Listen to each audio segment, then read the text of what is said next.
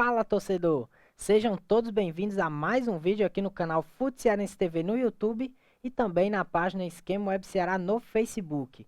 No vídeo de hoje, como tradicionalmente nós fazemos na segunda-feira, nós vamos trazer a análise dos jogos do final de semana, já que tivemos todos os representantes do estado do Ceará em campo nessa rodada de Campeonato Brasileiro.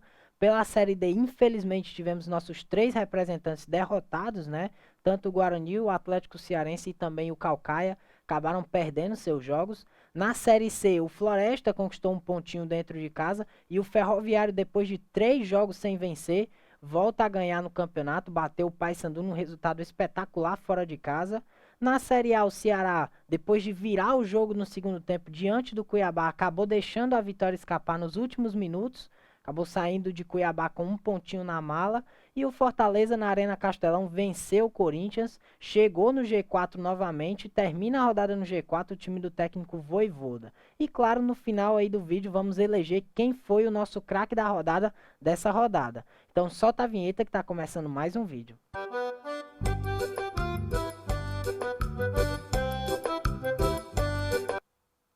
Então, para abrir, né, como a gente sempre faz o vídeo de hoje, nós vamos começar falando da Série D, né? Mais especificamente do Caucaia, porque o Caucaia começou mal o campeonato, né? Tava muito mal. O time começou já na lanterna da competição, ficou na lanterna aí por várias rodadas da Série D. E na penúltima rodada, né, vinha conquistando um pontinho aqui, outro ali. E na penúltima rodada conquistou um resultado gigantesco diante do ABC dentro de casa, uma virada ali nos 2 últimos minutos do jogo, 3 últimos minutos do jogo, né? O time perdia por 2-0, venceu por 3-2, virou para 3-2 no segundo tempo e conquistou 3 pontos que o colocou de novo na briga, quem sabe a sonhar, né, numa posição de sonhar pela classificação para a próxima fase. Mas aí a vida do Caucaia realmente está difícil essa temporada, né? O time acabou perdendo no sábado de 7-0 para a equipe do Souza da Paraíba. Resultado que eu não tenho, um jogo que eu não tenho nem muito o que comentar, né? Porque o resultado por si só já explica o que foi a partida. O Souza dominou as ações, teve a bola quase o tempo inteiro. O Caucaia não soube se defender, não teve ataque, então foi um padrão de jogo totalmente errado que o time cearense propôs e acabou sendo engolido, né? E foi um 7-0 que poderia ter sido 8, 9 tranquilamente. O time cearense aí já se coloca numa situação muito difícil, né? Quem sabe até de poder ser eliminado nas próximas rodadas, já que agora que nós vamos virar o turno, né? A Série D são 2 turnos, né? No caso de 7 jogos. Então o Caucaia faz um primeiro turno horrível, teria que fazer um segundo turno praticamente perfeito, né? Para quem sabe garantir essa classificação, o que é muito difícil nessa altura. Infelizmente o nosso representante acabou derrotado mais uma vez. Agora vai enfrentar o 13, né? Em jogo complicadíssimo. O 13 é um dos líderes do grupo. E precisa de um resultado positivo, precisa dar uma resposta dentro de campo se ainda quer sonhar com a classificação para a próxima fase. Outro que esteve em campo foi o Atlético Cearense, né, que também acabou derrotado. O Atlético numa situação semelhante à do Caucaia. O time começou mal o campeonato, né, cambaleando ali, mas depois se recuperou, conquistou 2 vitórias que o colocaram dentro da zona de classificação, mas que infelizmente o Atlético já vem de 2 derrotas seguidas, né? 2 derrotas que estancam a reação da equipe, dão um stop, né?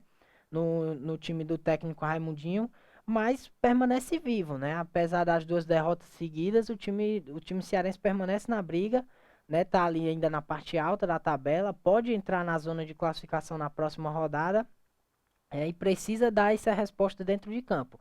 Time que conta muito com o artilheiro do Brasil na temporada, né? O seu meio-campista Olávio já tem 20 gols, né? O time perdeu de 3-2. O Olávio fez o segundo gol da equipe no segundo tempo. A equipe perdia por 3-1.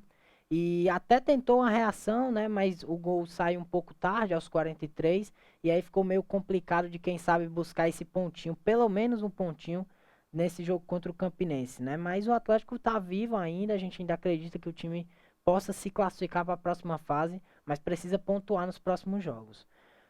E por último, né, realmente a maré dos nossos times não estava boa no sábado. Tivemos a derrota do Guarani de Sobral, né? O Guarani de Sobral, que é líder, né? Faz aí uma das melhores campanhas da Série D, se eu não me engano, a melhor, né?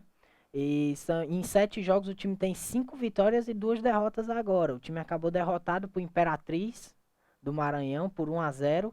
Um gol ali já na faixa final do jogo, depois dos 30 do segundo tempo. Mas permanece na liderança, né? O time tinha uma gordurazinha ali de 4 pontos com relação ao vice-líder. E acaba derrotado, né? Essa gordura acaba caindo, mas o time permanece na liderança. O Guarani, que é um dos grandes favoritos aí a se classificar, né? Não só pela campanha, mas por toda a história. O Guarani já foi campeão da Série D, o primeiro campeão do nosso estado, né? O primeiro campeão nacional do nosso estado.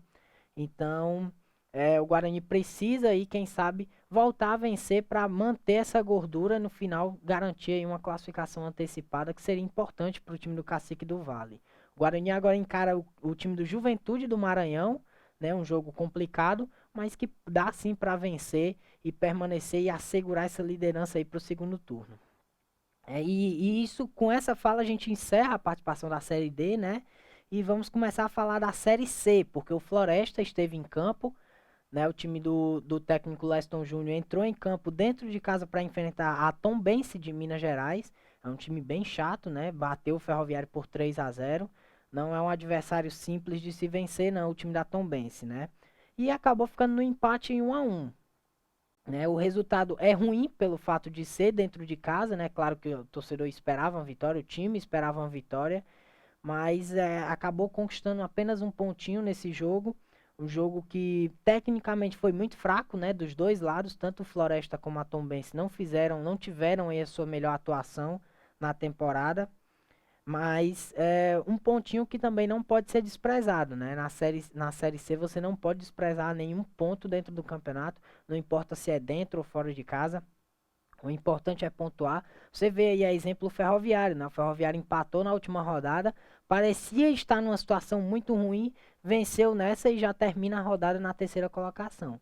Então, pelo fato de ninguém ter disparado ainda, a Série C permanece um campeonato muito parelho, né? As equipes estão muito próximas uma das outras, então um campeonato bem disputado, então o Floresta precisa acreditar, né? Esse momento a gente já vê o Floresta também com um objetivo claro, obviamente, o primeiro objetivo de permanecer na Série C, né? O caçulinha da competição, quer aí, quem sabe, ter mais algumas temporadas para se adaptar, né? Evoluir, crescer estruturalmente, se estruturar, né? Para quem sabe depois brigar por um acesso, né? Mas por que não nessa temporada também?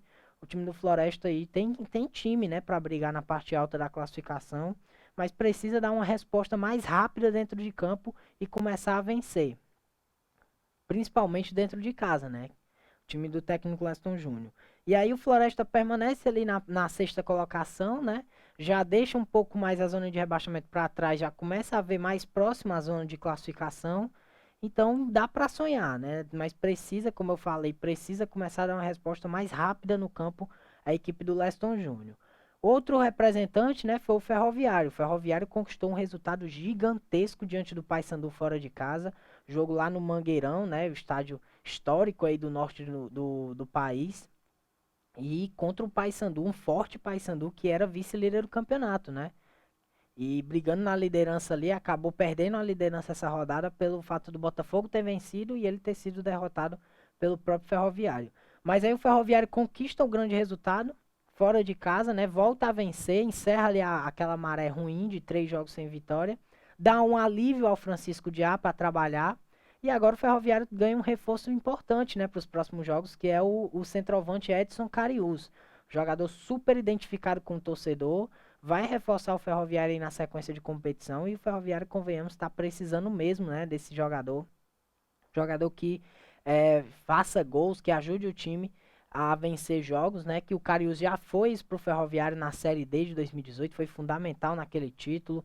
Também no Campeonato Estadual, até mesmo na Série C foi muito bem, esteve muito bem em outros jogos, tanto que foi contratado pelo Fortaleza, né?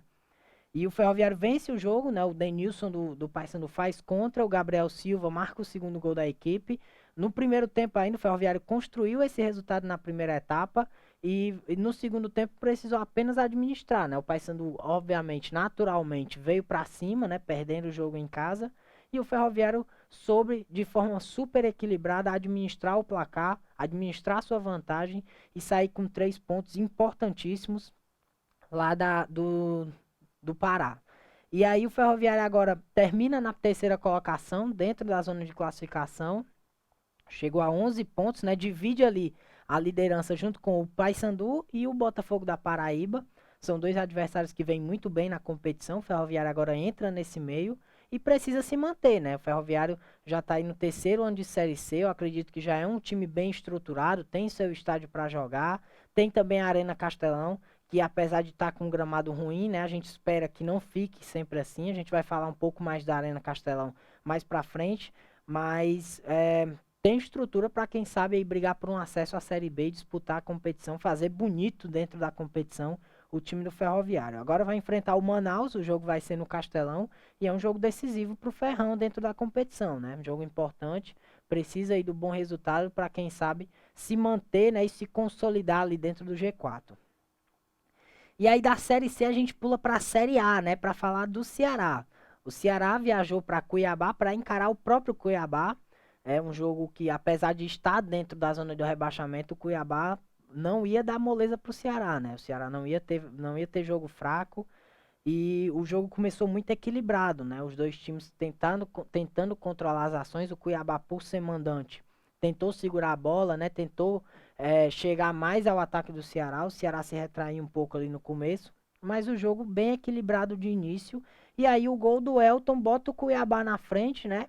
De uma forma, não diria inesperada, né? Mas talvez que não esperasse, pelo menos o torcedor do Ceará não esperava naquele momento, já que o time vinha crescendo na partida e aí toma o gol de bola parada, né? O Elton mais uma vez aí a lei do ex pro Elton, já jogou no Ceará, foi importante no acesso do Ceará em 2017 e o Elton marca o primeiro gol do jogo, um gol importante pro Cuiabá, que naquele momento parecia realmente dar a vitória ao Cuiabá no primeiro tempo, né? Mas aí, antes do fim do primeiro tempo, o volante PP, ex-Flamengo, acabou cometendo sua segunda falta dura no jogo, tomou o segundo amarelo e acabou expulso. É uma expulsão que foi muito decisiva no jogo, porque ia abrir mais espaço para a equipe do Ceará, né? E o técnico Jorginho já teve que movimentar ali, teve que botar mais um volante, tirar um jogador de frente, o Felipe Marques, que estava muito bem no jogo, teve que sair para a entrada de um volante, do Auremi e colocar o time do Cuiabá no jogo, né? Pelo menos nos eixos, para ver se segurava o resultado para o restante do segundo tempo. E o Ceará, por outro lado, o Ceará voltou muito bem no segundo tempo. O Ceará voltou controlando as ações do jogo, tendo mais a bola. A entrada do Lima e do Vina, né, no lugar do Marlon e do Jorginho, deu mais triangulações ofensivas para o time do Ceará, mais movimentação ofensiva. E o time, em 21 minutos do segundo tempo, conseguiu virar o jogo, né, o gol do Rick. E aos 21, o Jael virou a partida com um gol de cabeça. Né, o Jael que fez o primeiro jogo dele de titular na Série A, marca um gol importante para ele e para o Ceará também. E naquele momento o Ceará virava um jogo que era difícil, né? Mas que estava com um jogador a mais e que parecia controlar as ações. Só que, no entanto, o Ceará recuou demais, né? Após marcar o gol da virada. O time ficou muito retraído. O Guto Ferreira recuou demais a equipe do Ceará. Botou o volante Pedro Nares, né? Tirou ali, abriu mão de ter um setor de ataque mais completo. E compôs o meio campo, que na minha visão foi uma decisão acertada, né? Ele não contava que o Pedro Nares fosse fazer realmente uma partida muito ruim. O jogador entrou, fez ali 3 faltas super perigosas para a equipe do Cuiabá, dando chance para o Cuiabá botar a bola na área do Ceará. E aí no finalzinho do jogo, né, faltando 2 minutos para acabar a partida, uma triangulação errada dele com o Vina acabou gerando o segundo gol da equipe do Cuiabá. O atacante Gênison marca para o Cuiabá na reta final, né? E um erro também da questão defensiva do Ceará, que vinha bem nos outros jogos. Nesse jogo acabou cometendo esse erro que comprometeu a vitória da equipe, comprometeu 3 pontos que seriam importantes para o Ceará na competição.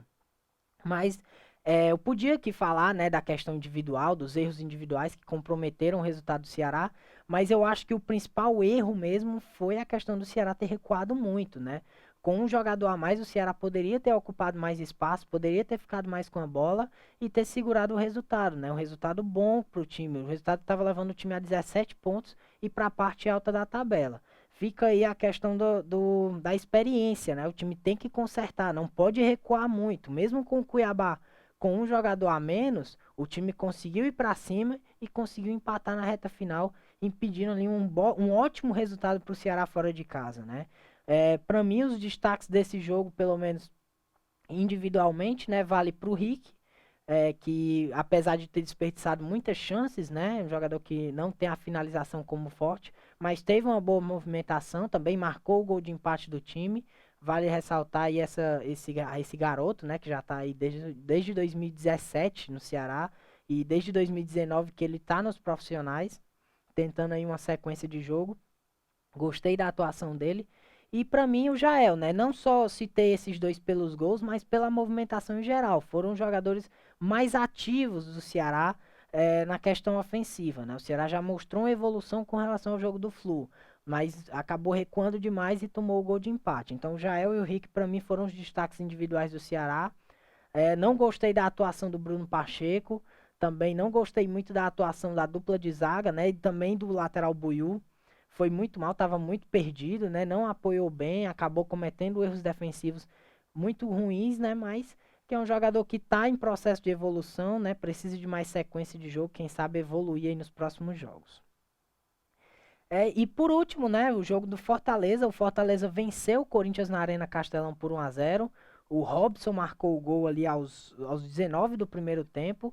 E o Fortaleza marcou um gol merecido, né? Porque o que a gente viu no início de jogo foi um Fortaleza intenso, como sempre, pressionando o Corinthians. O Corinthians não tinha muita escapatória. Você vê que o Corinthians não estava conseguindo sair com a bola no pé. O Fortaleza pressionava, tinha a bola e criava as melhores oportunidades fazendo um jogo de forma muito intensa, né? O estilo que o Vojvoda gosta.